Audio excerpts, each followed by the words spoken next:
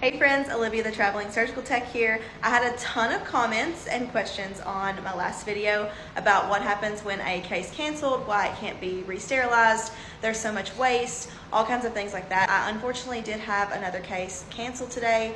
Surgery gets canceled for a ton of different reasons, but I like this comment because I am going to pack all of this stuff up and donate what I can to a veterinary office or an animal shelter.